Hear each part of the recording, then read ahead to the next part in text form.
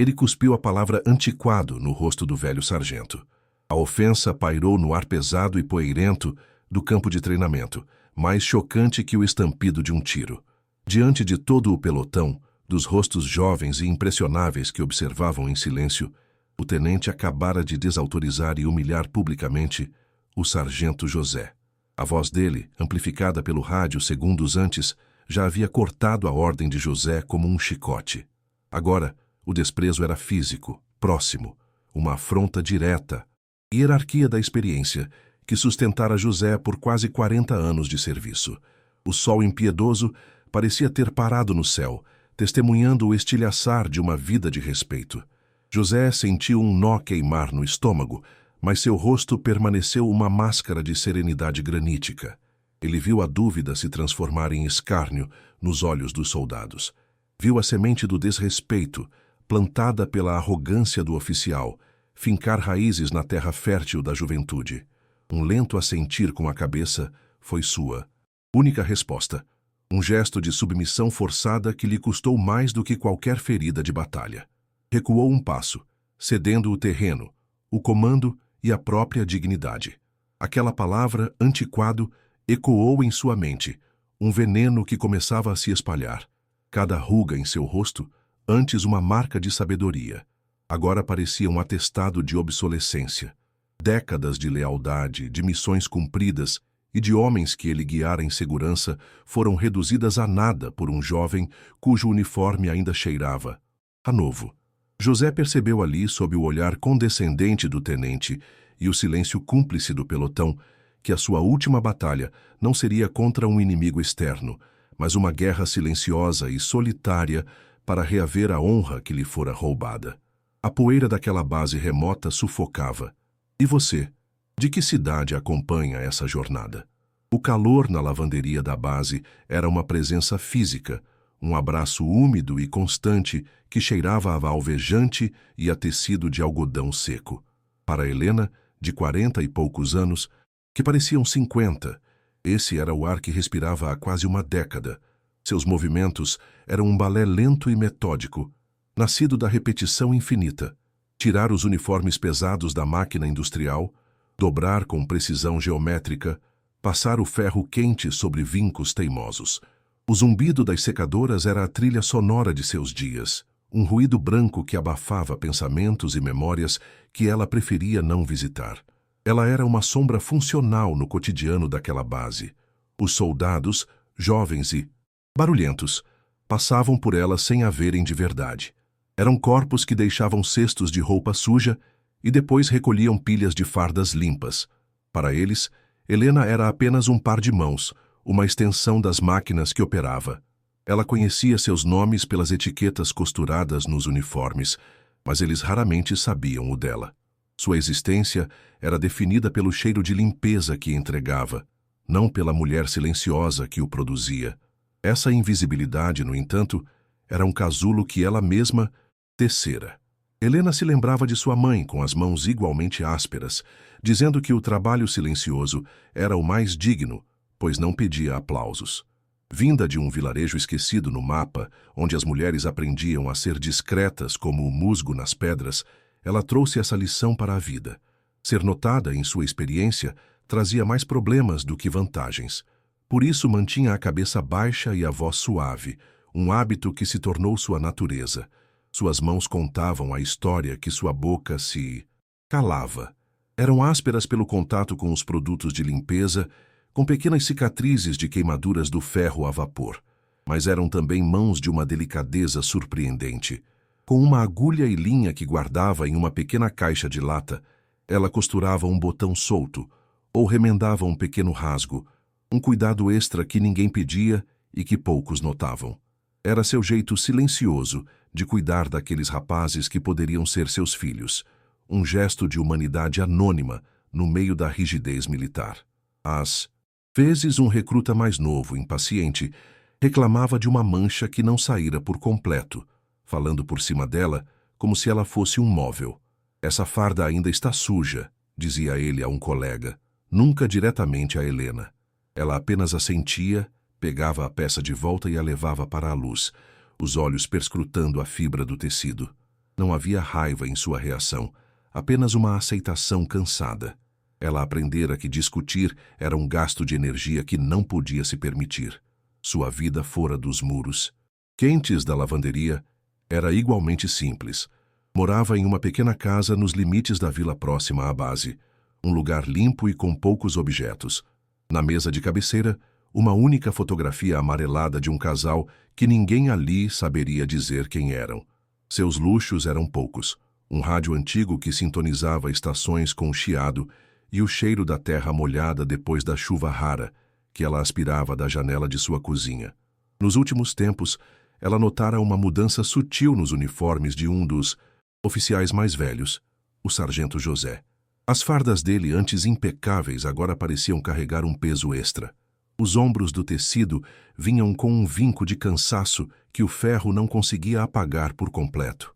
Ela o via de longe, caminhando pela base, e reconhecia em seu olhar a mesma névoa de quem está presente no corpo, mas ausente na alma. Era o olhar de alguém que estava sendo apagado. Helena conhecia bem essa sensação. Era o mesmo sentimento que a assaltava quando olhava para o próprio reflexo desbotado no vidro da janela da lavanderia no fim do dia. Uma figura sem contornos nítidos, mesclada à paisagem de poeira e aridez.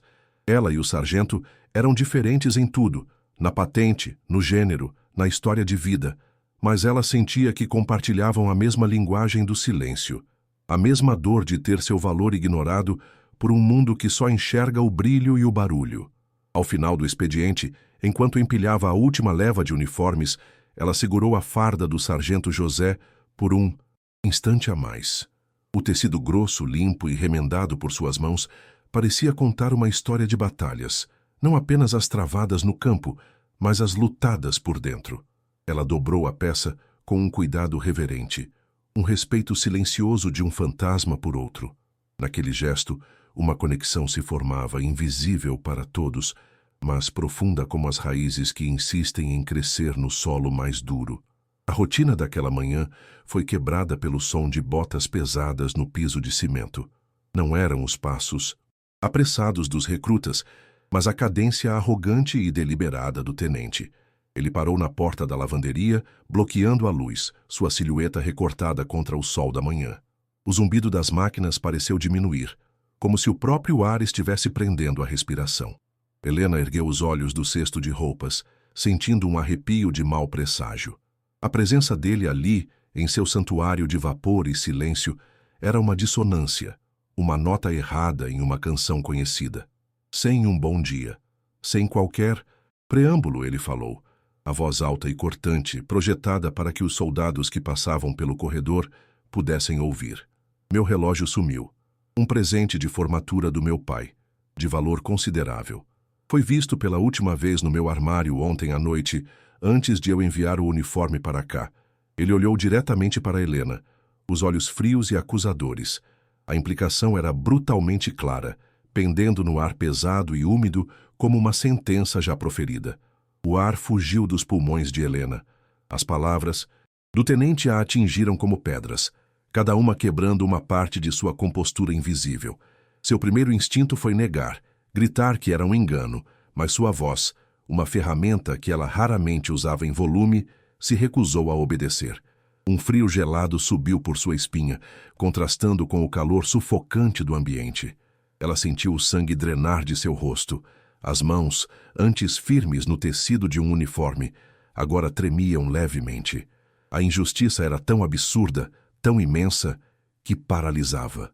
Ao redor, o movimento cessou. Rostos curiosos surgiram na porta e nas janelas da lavanderia.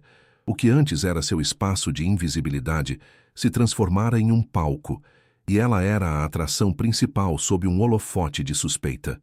Nos olhos dos jovens soldados, ela não viu compaixão, mas um fascínio mórbido. Para eles, ela deixara de ser a mulher silenciosa da lavanderia e se tornara a ladra. O peso daqueles olhares era uma força física, empurrando-a para baixo, afundando-a na humilhação. Isso vai ser resolvido agora, continuou o tenente, saboreando o poder do momento. Ele fez um gesto para 2 soldados da guarda, que entraram na lavanderia com uma relutância visível, mas obediente. Revistem tudo. O armário dela, A bolsa, cada canto deste lugar. A ordem foi uma violação profunda. Aquele pequeno espaço era a totalidade de seu mundo na base, e agora estava sendo profanado, vasculhado em busca de uma prova de sua desonra. Ela assistiu, impotente, enquanto suas poucas coisas eram remexidas. Não, demorou muito. Um dos soldados, um rapaz com o rosto coberto de sardas que sempre a cumprimentava, tirou de sua bolsa de pano um objeto que brilhava sob a luz fraca. O relógio. Ele o segurou no ar, e um murmúrio coletivo percorreu a pequena multidão. O tenente sorriu um sorriso fino e vitorioso. A peça havia se encaixado perfeitamente em sua armadilha. Helena olhou para o objeto, para o rosto do soldado que o encontrou, e o mundo pareceu inclinar-se perigosamente. O choque deu lugar a um desespero mudo. Ela sabia que fora uma armação. Sabia que era inocente com a mesma certeza que sabia seu próprio nome. Mas como provar? Quem acreditaria na palavra de uma lavadeira anônima contra a de um oficial promissor e a evidência brilhando na mão de um guarda? Ela olhou para as faces ao redor, procurando um único olhar de dúvida, um vislumbre de fé em sua integridade construída ao longo de uma década, mas não encontrou nada além de condenação. Seus serviços estão dispensados. Reúna seus pertences pessoais. Você será escoltada para fora da base imediatamente. A voz do tenente era final, o golpe de misericórdia. Não haveria investigação, nem chance de defesa. Apenas a expulsão sumária, a mancha permanente em seu nome. A mulher que dedicara anos a lavar a sujeira dos outros estava sendo descartada como se ela própria fosse a mancha que não podia ser limpa. Enquanto era conduzida para fora, passando pelo corredor de rostos que agora a evitavam, uma imagem invadiu sua mente com uma clareza terrível. A lembrança de um pequeno e cuidadoso remendo que fizera na manga do uniforme daquele jovem soldado de rosto sardento, a pedido dele, na tarde anterior. E então, um pensamento gelado se formou, uma peça que se conectava à outra em um lugar escuro de sua consciência. A linha que ela usara era de um tom ligeiramente diferente, quase imperceptível, a mesma cor da linha solta que notara presa na fivela do relógio do tenente dias atrás, quando ele o deixara por descuido em um bolso. O som do portão da base se fechando atrás dela foi seco, metálico, final. Cada passo na estrada de terra que levava à vila levantava uma pequena nuvem de poeira, como se o próprio chão quisesse apagar seus rastros. Escoltada como uma criminosa, Helena sentiu os olhares dos soldados que a viram passar, um misto de curiosidade mórbida e alívio por não estarem em seu lugar. A imagem do sorriso vitorioso do tenente estava gravada a fogo em sua retina, uma marca de triunfo sobre a sua ruína. Um zumbido surdo preenchia seus ouvidos, abafando o som de seus próprios pés na terra batida. Era a incredulidade se transformando em um estado de choque frio. 10 anos.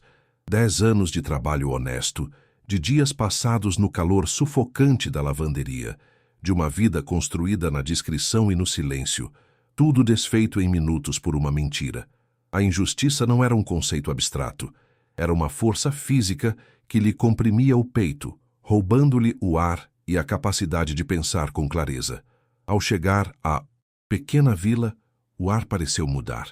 As poucas pessoas nas ruas, rostos que ela via todos os dias, agora a olhavam de uma maneira diferente.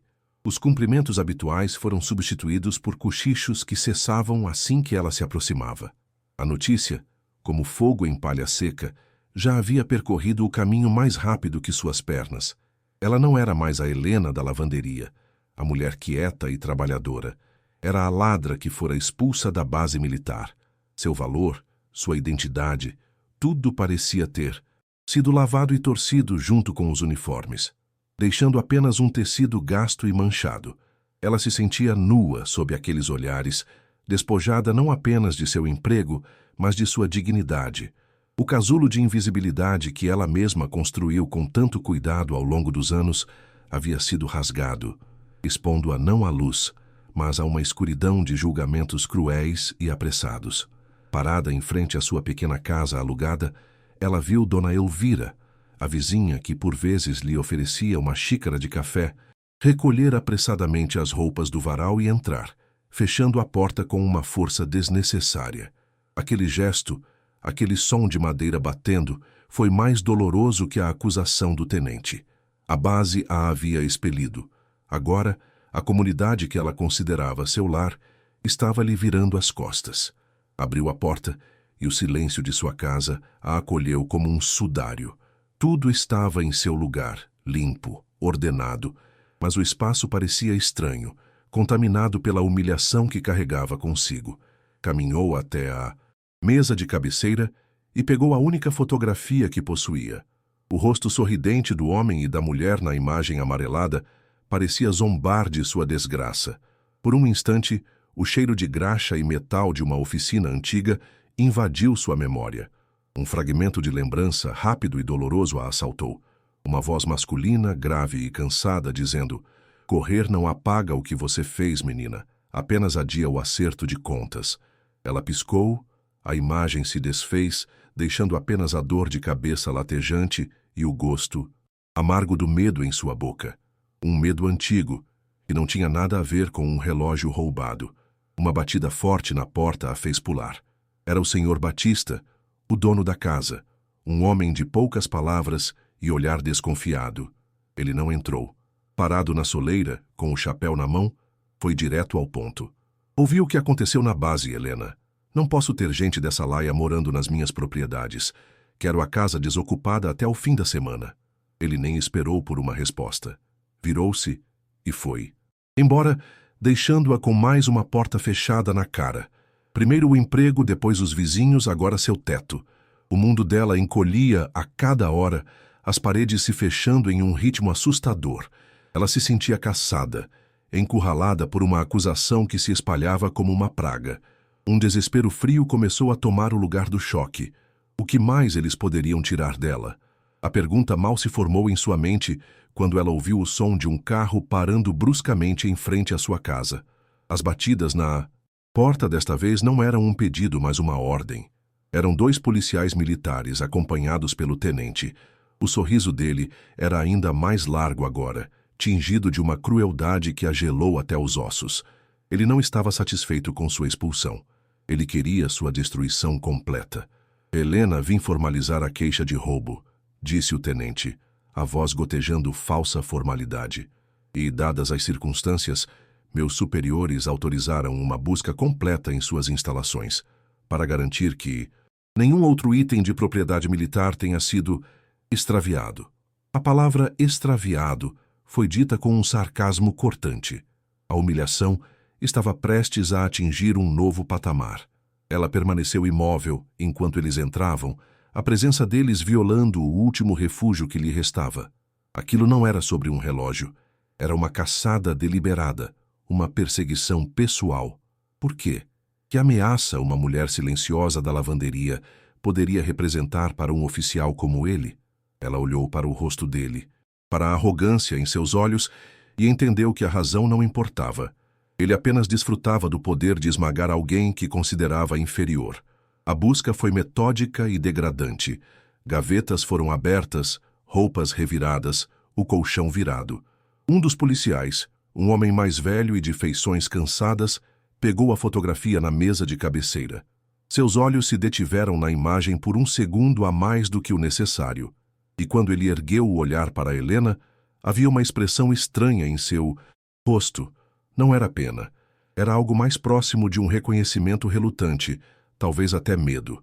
O sentimento de ser invadida, de ter sua vida e suas poucas memórias vasculhadas por estranhos, é uma fratura na alma. Cada objeto que eles tocavam parecia se tornar sujo, contaminado pela suspeita. Você acha que a verdade vai encontrar um caminho? Deixa sua aposta nos comentários. O auge ainda vem. Então, eles chegaram ao pequeno baú de madeira aos pés de sua cama. Estava trancado com um cadeado antigo e enferrujado.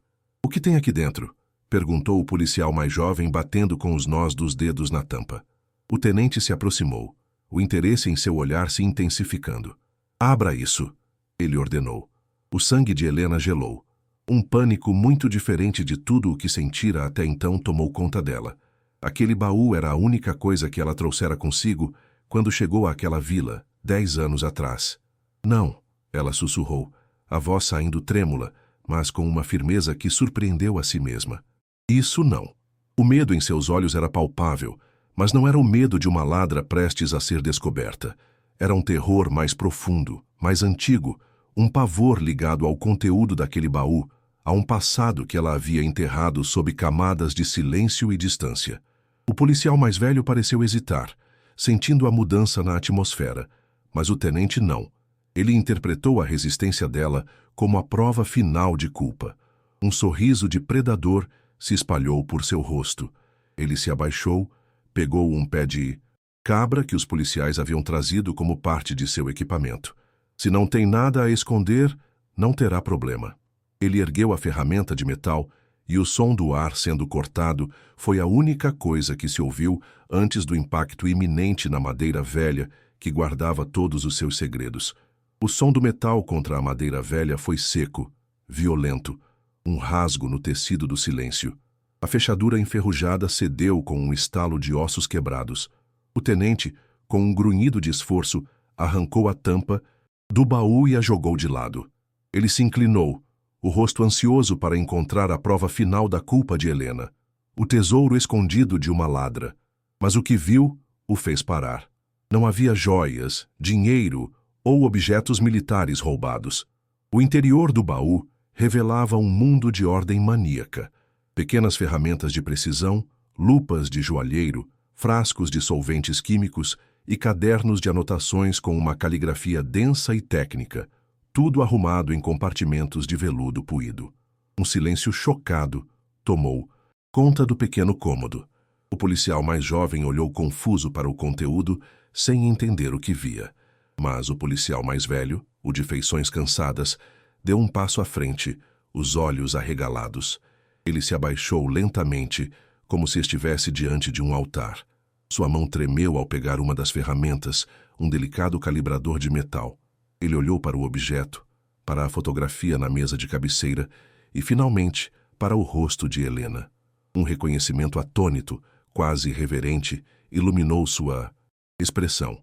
Sargento Almeida, ele sussurrou, o nome saindo como uma prece esquecida. O perito. Naquele instante, a mulher encurralada desapareceu. O tremor nas mãos de Helena cessou. Seus ombros, antes curvados pela humilhação, se endireitaram. Ela ergueu o queixo, e em seus olhos não havia mais medo, apenas uma calma gélida, uma autoridade que vinha de um lugar muito mais profundo que qualquer patente. A máscara da lavadeira anônima se partiu, revelando o rosto de outra pessoa, alguém que o mundo acreditava ter desaparecido há uma década. Era a filha do sargento Almeida, o maior perito forense que a polícia já tivera, uma lenda cujo trabalho desvendara centenas de crimes impossíveis. Meu pai me ensinou a olhar, não apenas a ver, disse Helena. Sua voz, que todos conheciam como um murmúrio, soou clara, firme e cortante no silêncio da sala. Ela caminhou em direção ao tenente, que a olhava com uma mistura de confusão e um pavor crescente. Ele não entendia o que estava acontecendo, mas sentia o poder inegável que agora emanava dela, uma força que tornava sua patente e sua arrogância completamente irrelevantes. O chão, sob seus pés, havia se transformado em areia movediça. O relógio, ela ordenou, a mão estendida. O gesto era simples, mas carregado de um comando absoluto.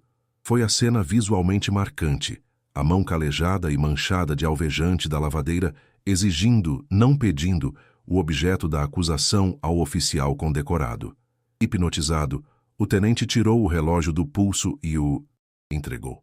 Seus dedos, antes firmes no pé de cabra, agora pareciam desajeitados, incertos. A inversão de poder foi total, silenciosa e brutal. Com a delicadeza de um cirurgião, Helena pegou uma lupa de seu baú. Ela não olhou para o rosto do tenente. Seu foco estava inteiramente no objeto em sua mão. Sob a lente, ela examinou a fivela da pulseira. Ali, preso no pequeno pino de metal, quase invisível a olho nu, havia um minúsculo fio de linha. Um fio de linha de algodão, de um tom de verde-oliva, ligeiramente desbotado. O mesmo tom que usei para consertar o bolso do uniforme do cabo Antunes ontem à tarde, ela declarou, a voz sem emoção. O mesmo soldado que o senhor mandou revistar minha bolsa. A verdade explodiu na sala com a força de uma granada. Uma verdade central, incontestável, construída não em acusações, mas em evidência física irrefutável. O tenente havia usado o jovem soldado para plantar o relógio na bolsa de Helena, sem perceber que o rapaz carregaria consigo, em seu uniforme, remendado, a prova microscópica da farsa. A arrogância do tenente fora sua ruína. Ele subestimara não apenas a honra de Helena, mas, crucialmente, sua competência oculta. O rosto do tenente se transformou em uma máscara de pânico. A cor sumiu de suas bochechas, deixando para trás uma palidez doentia. Ele abriu a boca para protestar, para negar, mas nenhum som saiu. Ele estava desarmado, exposto, sua mentira meticulosamente desconstruída pela mulher que ele tentara destruir. Os olhares dos dois policiais se voltaram para ele, não mais como um superior, mas como um criminoso. O silêncio que se seguiu ao choque foi mais ensurdecedor que qualquer grito. Foi o policial mais velho quem quebrou o feitiço. Sua voz, agora dura como aço, cortou o ar. Tenente, o senhor está preso por falsa acusação, obstrução da justiça e abuso de autoridade. Ele pegou o relógio da mão de Helena com um cuidado quase cerimonial, tratando-o como a peça de evidência que era. A justiça, que parecia ter abandonado aquele lugar, começava a se restaurar não por meio do sistema, mas pela força de uma mulher que o sistema havia descartado. Enquanto o tenente era algemado, ele olhou para Helena, os olhos suplicando por algo que ele mesmo nunca oferecera: misericórdia. Mas ela apenas o encarou com a mesma calma impassível. Sua vitória não era sobre vingança, mas sobre a restauração da verdade. O homem que a humilhara na frente de todos agora era levado como um prisioneiro, a cabeça baixa, sua carreira brilhante transformada em cinzas pela teimosia de um único fio de linha. Após a saída deles, um silêncio diferente preencheu a casa. Não era mais um silêncio de opressão, mas de espaço. O policial mais velho se voltou para Helena.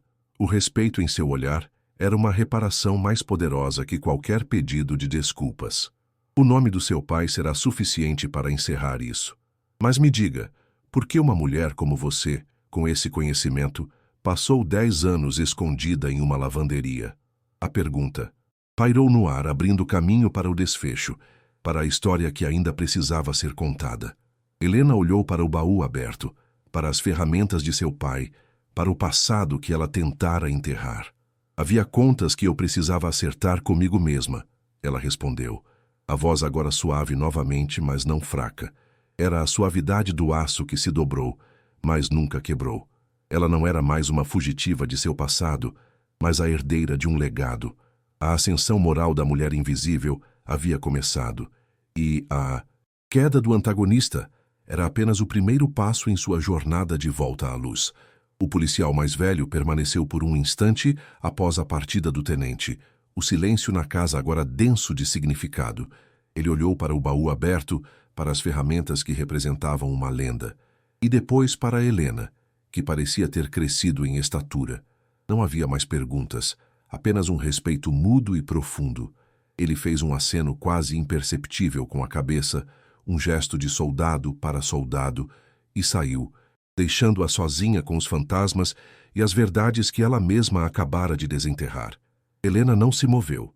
Ficou parada no centro do cômodo, o ar ainda vibrando com a colisão de seus dois mundos, o da lavadeira invisível e o da perita genial. A notícia viajou pela base com a velocidade e a força de uma onda de choque, varrendo a fofoca anterior.